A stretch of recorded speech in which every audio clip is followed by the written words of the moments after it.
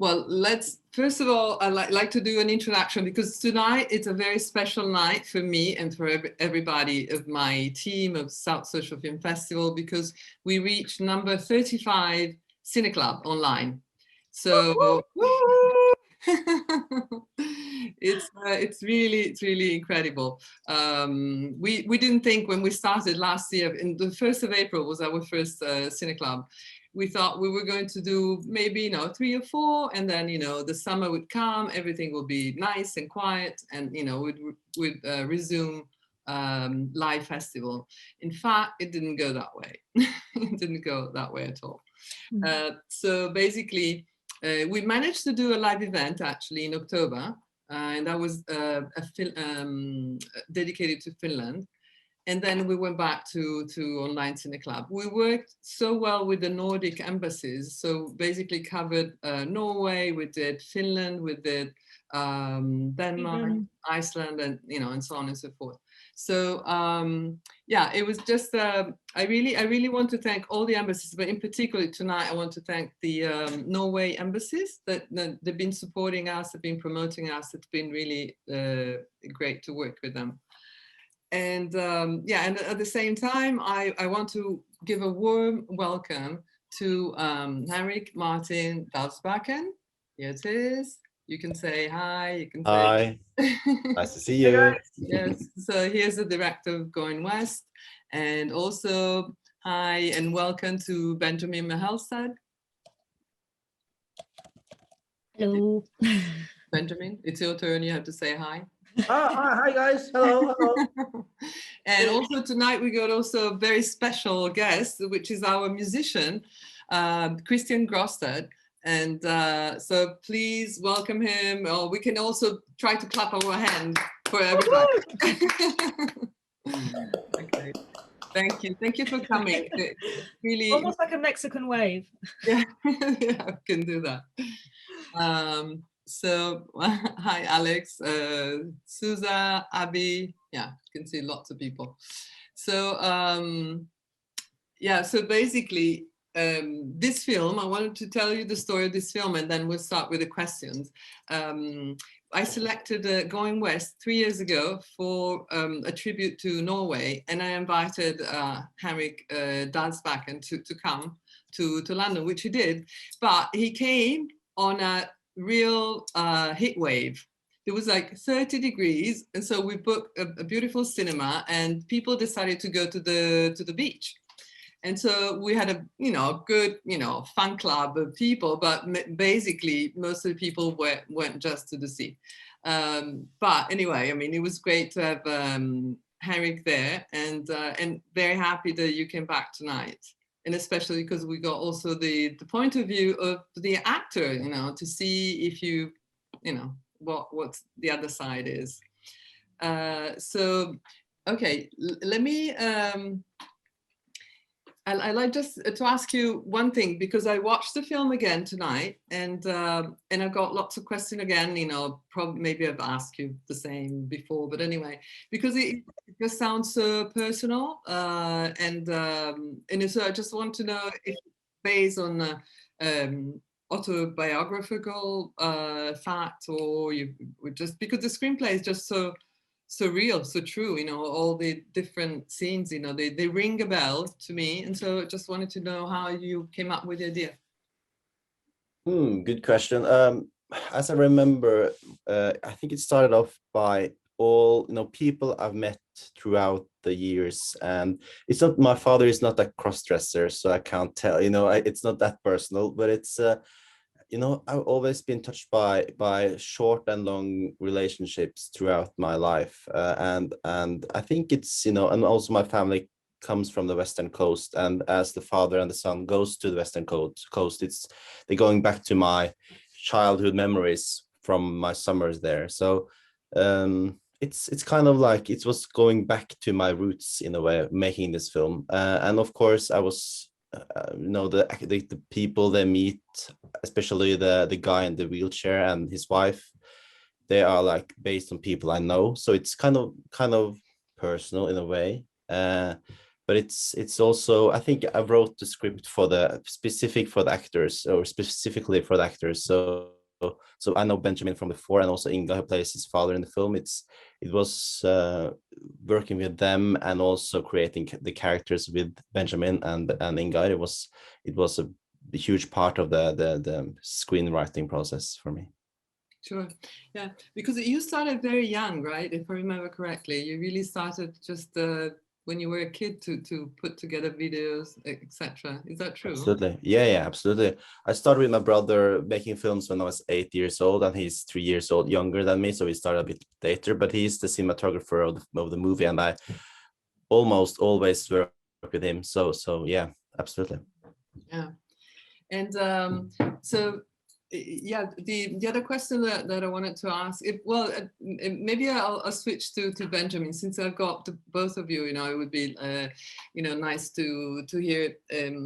Yeah, it's just how was it to work on a subject that you deal basically with life, death. The mom is not there anymore, and you try to bond with your father. Was it a difficult role for you? Of course, it was difficult. It was a complex role, but it's also a very thankful task, I would say, to get to work with all to create the character, and also to contribute into the forming the characters with Henrik. So it was a great process, and it was for everyone involved. I think both front and behind the camera were we all had to be emotionally connected to the project. So that was that's why I would say it was a thankful task and thankful film to do. And of course it was intense, and we didn't have much time to. I think we shot the whole film on 17 days, which is pretty especially traveling all the way from Oslo to Western Norway. So no, it was a great experience and fond memory, I would say. Yeah, well, 17 days is definitely, a big achievement, I have to say. Most film of that length, they're shot in about 2 months. So yeah, I Very guess efficient. very efficient. Yeah, and the other thing is that the panorama, so the views are really they really integrated into the film. So it is really like an exploration. It's not only the people, the father and the son, but also the fact that you discovered, the islands and everything in between. So it's really part of, like a kind of interior and exterior kind of mood. Mm-hmm. Can you tell, Henrik, can you tell me a bit more about how you choose the locations?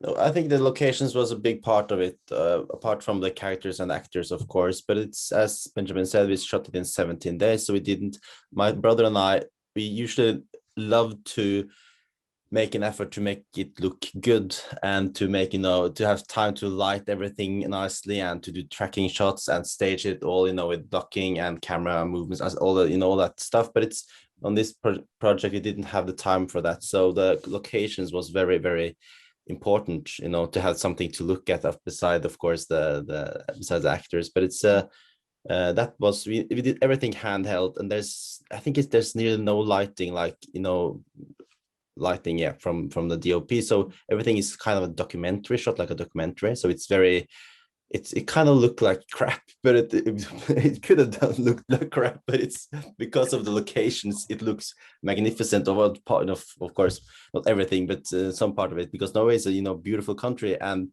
I know those places very well because I went there when I was young with my family. So all those places in Romsdalen and the western coast and Gudbrandsdalen, that's very. If you go to Norway, go to Romsdalen. It's one of the most beautiful places on earth, I think, with the high mountains there. So we shot the scenes with the fireplace and the young people around that place. and it's a beautiful place. So yeah, of course it's the locations was very, very important for the film, but I already knew them. So while I was writing the screenplay, I also wrote the specific locations, not the coordinates, but the specific location for each scene. Yeah. Sure. Yeah, we've got a question from Alex. Alex, do you want to ask directly? Oh yeah, so yeah, you jumped in with the location. So I was trying to track where you guys were and going. So I kind of got to Ålesund and then up on the Atlantic. You're on the Atlantic Road at one point, which is those stunning views. And I was trying to chase where you kind of went on from there. Was it up to Trondheim and then? No, that's a good question actually, because we kind of cheat because the Atlantic Road is still part of the. You have to like a detour to get to the Atlantic Road, because you're going from if you know Norway, this is very like specific. But if you go to Åndalsnes at the end of Romsdalen, you get to the fjord, and then you go to Molde, which is a city, and then you go to Ona, which is the island they went to at the end. It's Ona Fyr. Ona is a very small island, and if you're going to the Atlantic Road, you have to go to Kristiansund, and that's further north. So it's kind of a detour. So we kind of cheated there. It makes sense because I work in the travel industry, and Norway is one of my areas that I focus on, and I was trying to map it out in my head, and I was like, where is that lighthouse? I wanted to try and work out what it was. So that makes it's between Ålesund and Molde. It's between all, so it's a beautiful. You should go there. It's so beautiful there. Stunning, absolutely stunning. Oh, good. That resolves that mystery for me. Right. Yeah. And then another thing that I noticed the love for vintage cars and vintage motorcycle. That was a Moto Guzzi, an Italian motorcycle that I love so much. So would you? I mean, do you own any vintage cars? No, but I love to film them. They're nice to look at. But I don't know. We actually we had this guy. He's still alive. He's called Christian. And we watched this, as we said, we shot it in 17 days, and the crew consisted, I think, of 8 people. It was very, very small crew, and we lived together in small cabins, and we drove together. And Christian, he called people around the country to find those specific cars, and also the motorcycle. So that's all him, actually. Yeah. Okay. Yeah, no, because it also gives a style to the whole film, the fact that the use of also this vintage, cars. Absolutely. Yeah, It also adds to the theme that with nostalgia. It's a difficult thing between the father and the son, is to think of the past and to be in the past, to keep because it's an interesting theme. I think, Henrik, it was really interesting to read about the father and son. When the mother dies, they sort of separate from each other, and that was sort of the whole conflict in the film, that I think it's something I haven't seen much before. And it was really interesting to all the time try to balance, the past and the future, and if they have a future, and maybe there's hope at the end of the road. So just kudos to Henrik, because you reminded me of the old cars, and I haven't thought about this film for so many years. They were built to last, not like the more recent kind of productions, aren't they? There was less kind of planned obsolescence, or things wouldn't just people would just maintain things rather than just get a new one. So even if they sat in a shed or something for years and years, you can still pick them out, and you understand their character as well. They all have certain character. When the lady, I don't remember her name, sorry, just kind of escaped my mind, when she was saying that it was the husband who was saying, talking about the don't forget to put the oil in, That's Yeah. right. What goes in goes out, and that was like, that was brilliant. And that was actually improvised. Yeah. it? Oh, Really? Yeah, it was. Go. Well, you probably Yeah, it knew was about cars a lot, you know. Yeah, he owns a Jaguar himself, so yeah. Yeah. Was there a But, lot of you know, improvisation there? or- Yeah, coming back to the memories, Henrik, because this film is basically stitching memories, exactly like a quilting. Isn't that basically what the film is doing? Because it's collecting all this storytelling, all these memories together. So how do you manage to write such a fluid, very fluent script?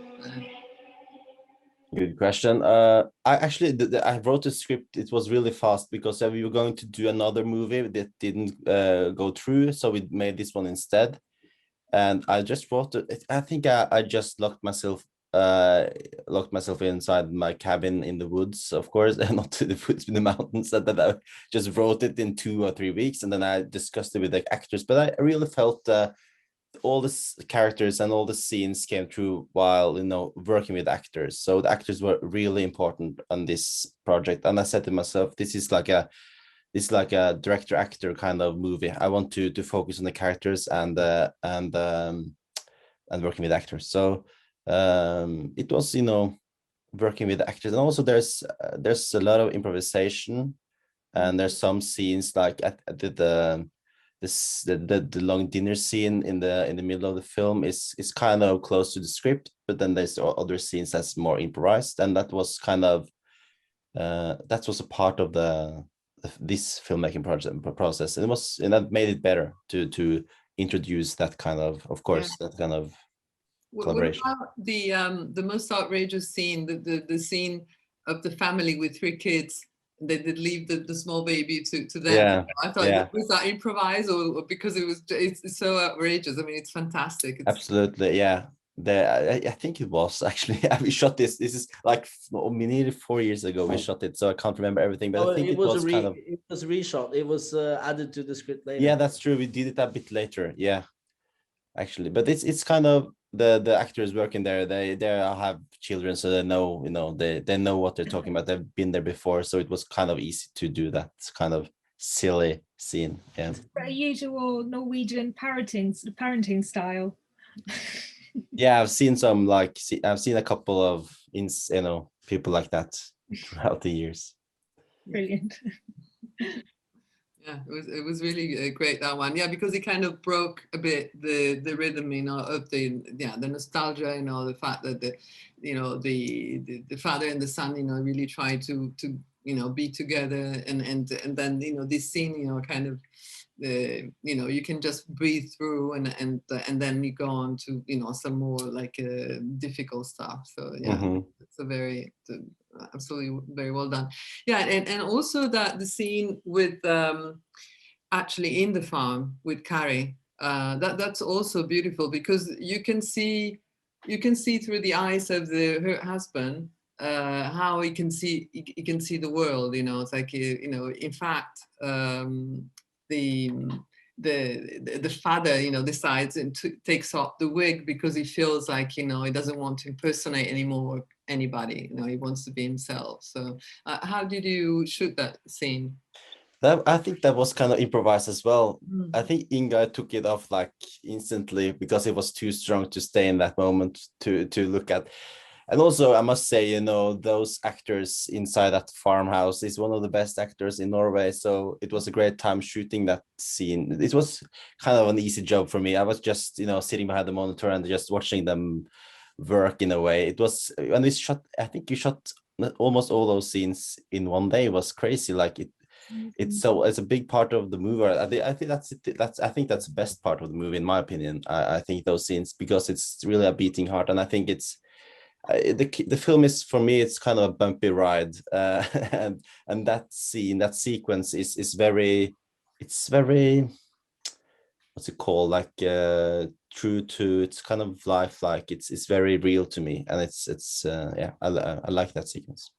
Yeah, just a quick question, a silly question, but like Casper's character, so for Benjamin, like his way with the ladies was very impressive. like wherever he went, he had this aura around him that just seemed to woo, from the music, from the teacher at the beginning, and then just all the way through. But I thought that was really interesting, and like, where do you think that kind of stemmed from, perhaps for his character? Like, what was his secret in that way? It's a silly question, but it's an interesting one as well. There might be Within something. power. Big question, because I haven't really thought about it. We had an intro sequence to the film that was that didn't make the cut, where he was with this lady that he wakes up in his bed in the start of the film. So we have this sort of an intro to Casper the character, and with his way with the ladies. But it was, I think we agree that it was more of a destructive path that he was going down. That after the death of his mother, he sort of it was a bit self-abusive in a way. But no, what can I say? I grew up with 3 sisters. Okay. So maybe it was just that. And of course, I think they're all really strong female characters in this film, in lack of like the mother. So I think that everyone that you meet down the road, but then again, I had to do some research on the road trip genre, because you don't see that many road trip movies or road movies, so I had to do like research on why all these meetings are so short, and how can we work on the relations in this short moments that we have. No, it was really interesting, and of course I was just I think I was probably charmed by by all the women in this film. Well, there were also, I think it was very tempting because, especially when you were in the camping site with the girls, I mean, you had like 4 girls, all there for you, and eventually one of them got stuck in the car with you. So yeah, it was like, it was interesting. Also the conversation. Can you tell me a bit more about the conversation that you had with the girls while, I remember talking to Henrik about that, because at that point we had to make a choice. Is Casper ashamed of his father, or has he accepted it? Mm-hmm. Maybe he was ashamed when he found out. Maybe he was ashamed when he was younger. But as he grew up and become an adult himself, in that scene, I think he says something important about, it's what's normal to him. I think it's sort of the essence about that theme of the film, that, you have to be yourself, your true self. Mm-hmm. Everyone has to be that. So even though he is embarrassed perhaps, and they comment on him being a cross-dresser, he's past that. He's way past that. So I think that was a key moment with both me and Henrik and Ingar in that film, that we decided that they've came to terms long before they started this road trip, with him being the way he was, and he accepted that. So I think it's but still I'm very accepting to people living the way they are, as being true to themselves, and it's important for me as well. So then again, we have to be personal in the process of making this film, everyone. Sure. Yeah. No, I'm sorry for the long, boring answer, but no, it was really interesting. No, because I think we asked the same thing to Eric last time, and so now if you want to add anything, Eric, about the why you choose the cross-dressing theme, because it was related to the subject, etc. No, that's a good question. I think Benjamin answered very good. I actually didn't remember the content, not the content, but the subject of that scene. So that was good. Benjamin reminded me, but now I remember. But I think for me, it's throughout my whole career, it's been important for me to show that something that some people might see as different and strange and odd is normal, and to others, and it should be normal. And to me, both the crossdresser and also the guy in the wheelchair is not, they're just, I don't want to make it like a problem. If there's not a problem for them as characters, there shouldn't be a problem. So to kind of make it normal, but of course people are going to react to it, and they're going to it might be difficult sometimes, but if it's normal to them, it should be also normal for the filmmaker as well, also the storytelling of it. So that's really important to me, to show people of all sizes and colors and stuff. Yeah. Well, that's one of the reasons I selected this film, in the first place, because we deal with diversity all the time. So, beside talking about specific cultural aspect of a country, of a nation, or etc., we also deal with everything that's related to gender issue, LGBTQ, or and anything at all, race, class, etc. So I mean, it's very important. So this film, in a way, represented so many things, because it does represent a bit of like a Norwegian culture, because the way people behave, and also does deals with different way of aspects of oneself that could be cross-dressing in a way, but it also deals with very heavy philosophy, life and death, and what you keep of your memories and what you don't. So yeah, in a way, it really had everything. That's why I really enjoy it so much. Yeah. Can I just ask about speaking of cross-dressing and the subject of general opinion about so-called sensitive subjects such as LGBTQ culture. In the film, it was mentioned that it's kind of frowned upon still, but like there was no animosity. Everyone was so chilled about whenever they saw the father, and there was no kind of snarky comments. And like when you think about people who might be averse to it, they wouldn't leave children with well, in the first place, they wouldn't leave children with random people by the roadside. But particularly kind of like if you had something against, then that would be even more kind of like a no-no. But so. You managed to kind of mention the subject, but kind of and is it like, how is it perceived? Like, I mean, still in Norway, what are the general not general views, but like what is the culture around LGBTQ, if I can ask? What are the moods? Well, it depends on where you live in Norway, I think, but most Norwegians are quite liberal, and it's all about, we're quite focused on diversity and also equality, of course. So but I think it's some parts of Norway that when there's very difficult to be a crossdresser. I think smaller towns in at least the south of Norway, it can be difficult, I think. I don't know, but I suspect that. But in this larger cities, it's very normal, And what do you think, Benjamin? No, I would say that Norway is in sync with the rest of the world through social media and stuff like that. Where just as I think that's good for the younger generation. They're showing the older generation. That we're still progressive and moving forward. But I think this wasn't a film. I don't think this necessarily is a film. Also, what I said earlier about taking that choice early in the film. This is not a film about a father and son having difficulties with him being what he does or doing what he does. This is.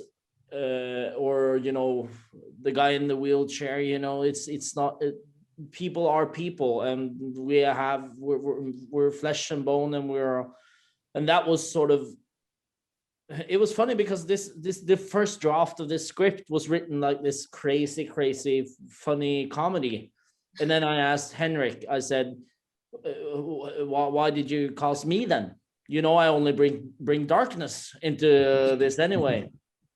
But So that was sort of, but he was still true to casting me in this film and Ingar. And then I said, but this is going to turn out to be a total different film and than what you expected. And he said, yeah, I know, but I need you guys to help me. So then we started rehearsing, and then we started reading, and then a new draft came, and a new draft came, and a new draft came. And then when we met with the other actors, we were on the road constantly, you know. So we met up in the farm. We met up with Reidar and Anne, who's brilliant actors, mostly done theater here in Norway. But they added so much more to the script as well. That genius line there with the oil on the inside and outside, I can't really remember, but you know, tons of stuff like that. So I think we didn't make a film about a queer dad and his son having a problem with that. I think we made a film about, you know, city versus countryside, and also what happens to a father and son when the glue disappears in the family, and also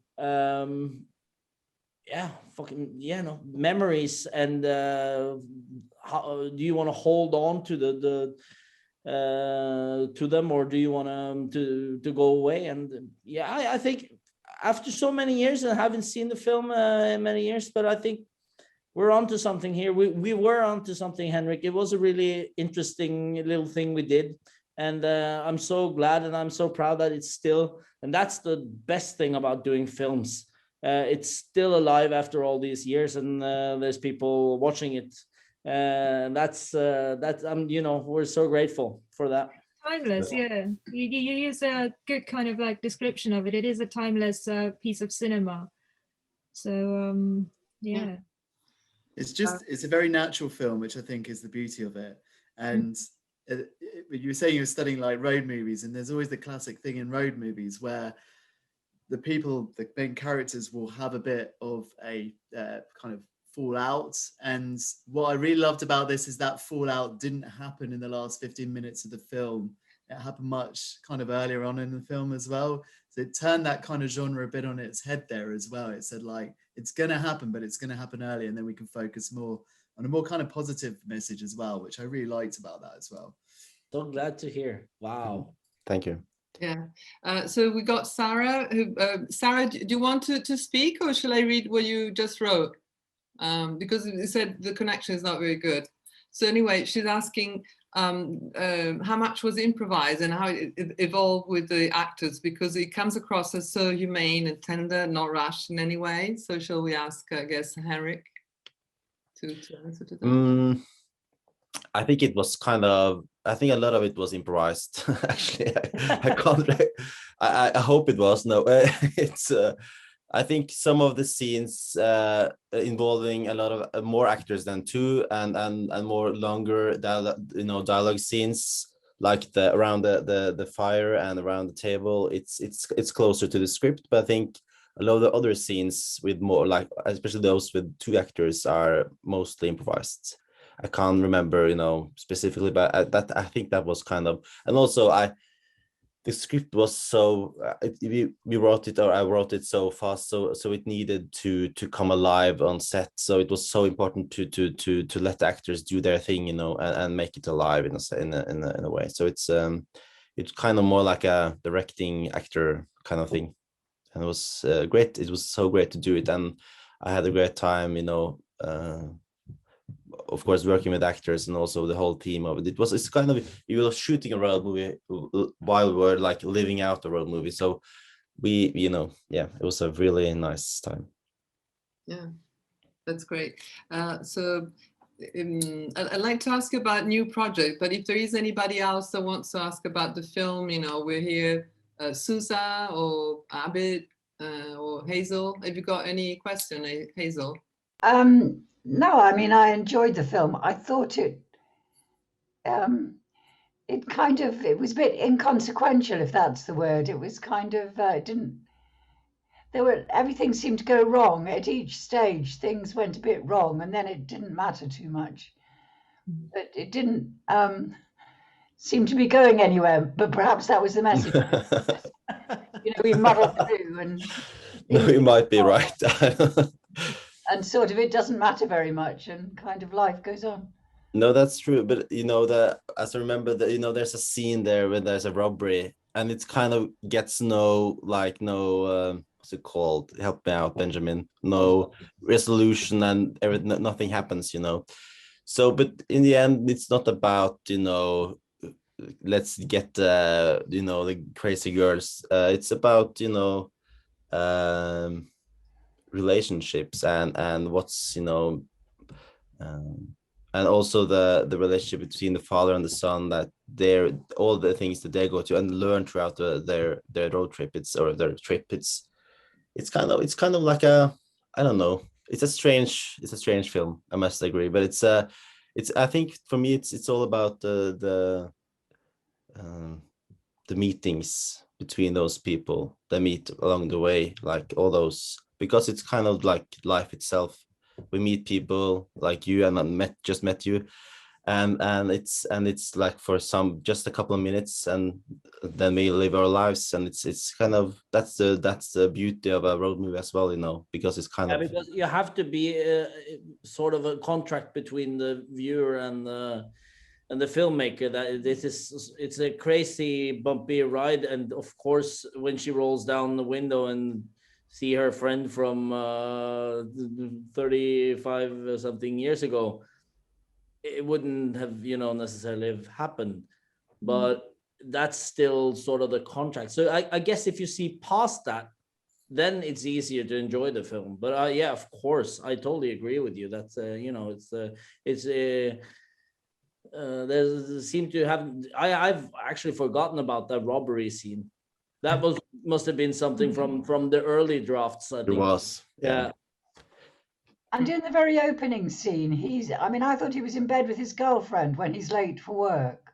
And we don't hear anything about the girlfriend. I just wondered what. It was a one-night stand, unfortunately. But we had to cut the whole prequel out of the movie. So that's a shame, but Henrik has always been famous for cutting the first act really fast and then just blasting out on the second act. Get to the chase. Focus on the important, right? And then there was a bit of a seduction going on with his teacher, and then that just kind of stopped. People have not forgotten this, Benjamin. Like, we're on to this. Well, also Hazel. I think Alex put it much nicer. That I had like this aura rather than it was a seduction. But you know what, Hazel? It's up to you, the viewer. I thought she seemed interested, the teacher. Yeah, she was absolutely. It definitely was. It's beautiful. Yeah. So and also Susa, she just wrote in the chat that she loved the pace of it and the characters, and it works really well. But her Wi-Fi is playing up, so she's not going to talk. So yeah, let's talk. I mean, we could go on for hours, about the film, but let's talk about future project, because I know that you've been working a lot, Henrik. So we want to know what's coming up. Yeah, we just I've just worked with Benjamin before Christmas on I think that's something more of a film for Hazel, and because it's kind of it's not a road movie, but it's I think it's my best work to date, and it's very different from Going West, and all the setups gets payoffs, I think, so it's all comes together nicely in the end. But we shot it during the pandemic, so it was quite difficult, of course. But we shot it in a small town in middle of Norway called Røros, which is on the UNESCO list. It's kind of the heritage kind of list. I don't know what to call it in English, but it's a famous place in Norway, and it's a very beautiful place. And they have all these old mines that we shot the film in. It's set in 1918, so it's during the World War also the Great War, and there's the Spanish flu going on, and there's a pastor coming home from missionary work in Madagascar, and he's going home to his family to start up what's it called, menighet, Ministry. ministry, kind of start a new kind of alternative religion up there. So he's going to, with the help from the mining company, he's starting to build a church. And it turns out the place he has chosen is an old Sami what's it called, graveyard. So it's, and they choose to remove the remains, and then bad things start to happen. So it's kind of like it's Sami is kind of that's the I want to watch this now. When can we see this? I'm totally sold. No, it's coming out we're going to hopefully going for festivals during the autumn. We're going to finish the film during summer, and then it's going to released in Norway in February. So it's kind of this epic. It's kind of, help me, Benjamin. Can't pitch this movie, but it's no, you pitched it very well. So it's also of course relevant today, and also about faith, and also Oppression of the indigenous people, the Samis are the indigenous people in Norway and Sweden and Finland. So and also the way that the imperialism, I would say, is also a theme for the film. It's kind of, and have this kind of Bergman Ibsen kind of vibe to it, and the other side it's also has this There Will Be Blood, P.T. Anderson kind of and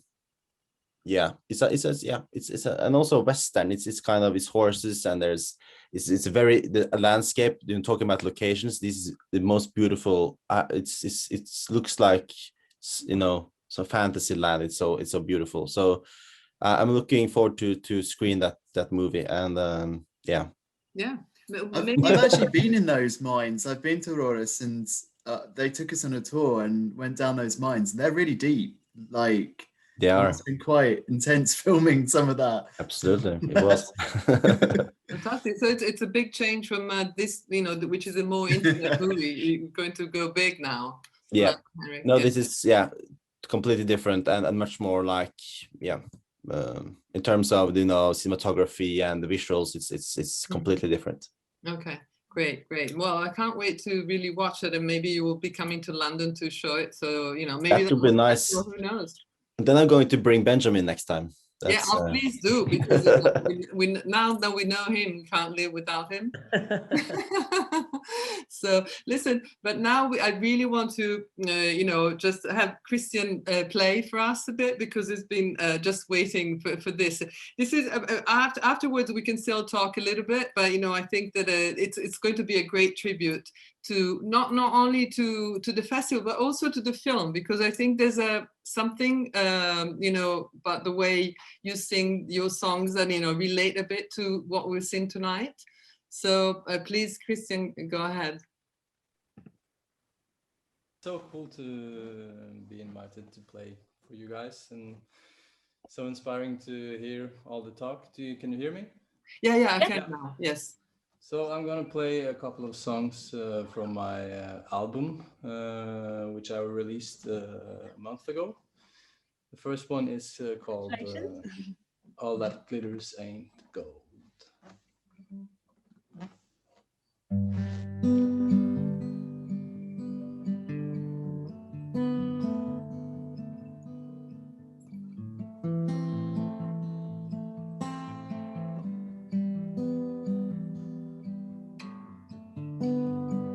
I lost track of the words today, as if I ever was on track. I want nothing but good for you, but there's something I need to say. All that glitters ain't gold, and truth ain't always told. Sing, child, for I am growing old,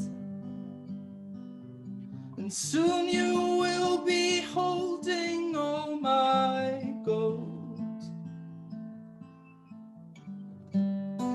Your pathway is a mystery. I pick flowers after school. Your story is yours to tell. Make the most of what you see, 'cause all that glitters ain't gold, and truth ain't always what you're told. Sing, child, for I am growing old, and soon you will be holding all my gold. Ah, ah, ah.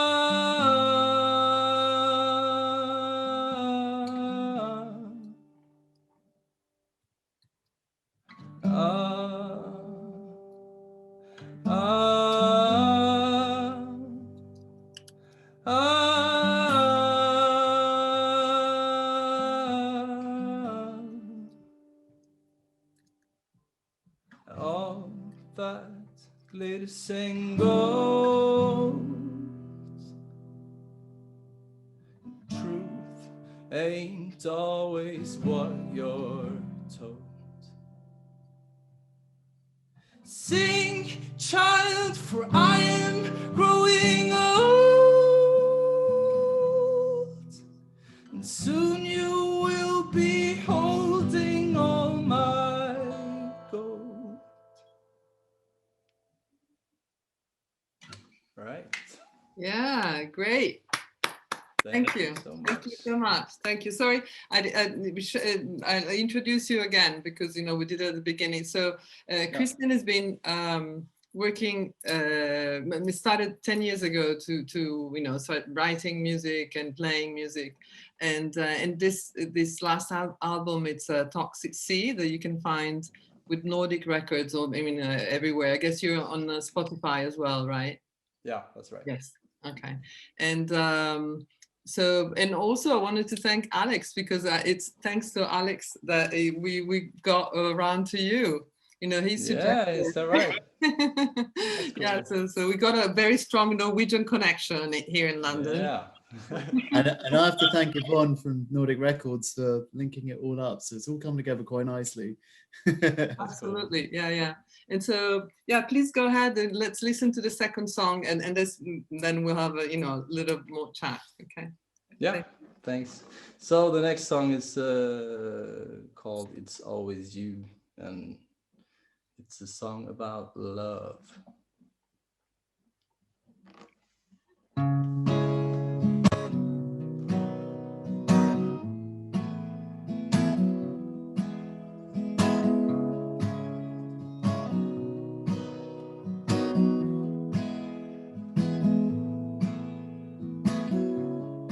I've been standing here a while now,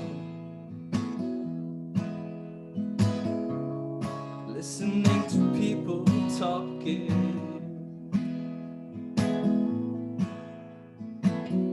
about things I'll never understand. Well, I don't have a plan, I just came here to look for you.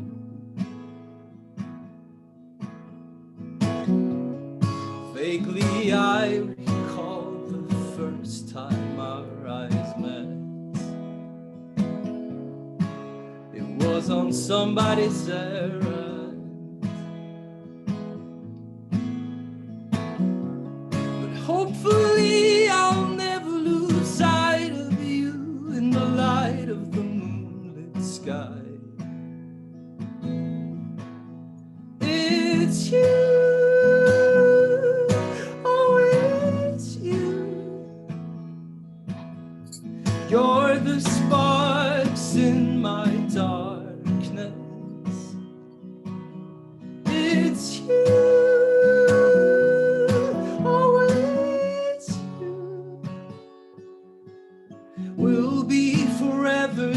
young in this madness.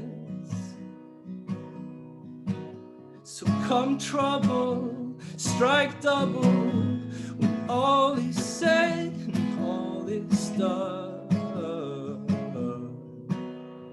There's no turning back from here. Come rain, unstained, all I can think about is you.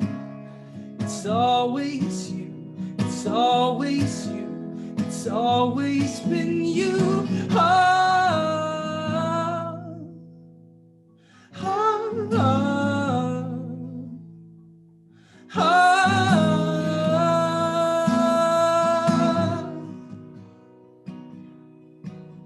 It's you, always you. You're the sparks in my darkness. It's you, always you. We'll be forever young in this madness.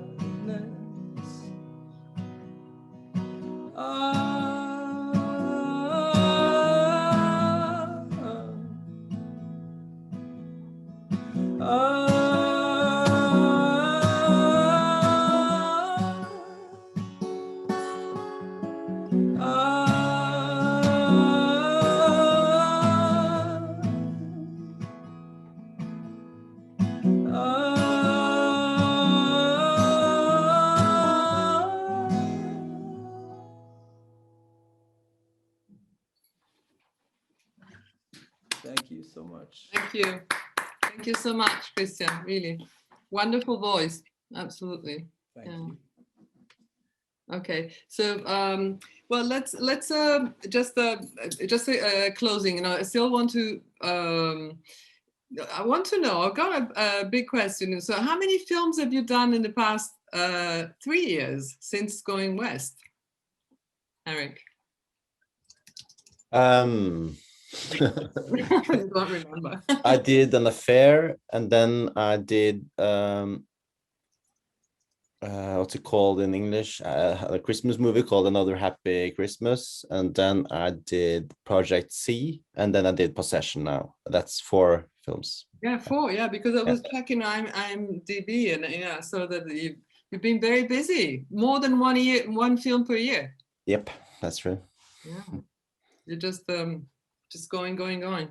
That's great. It's absolutely great.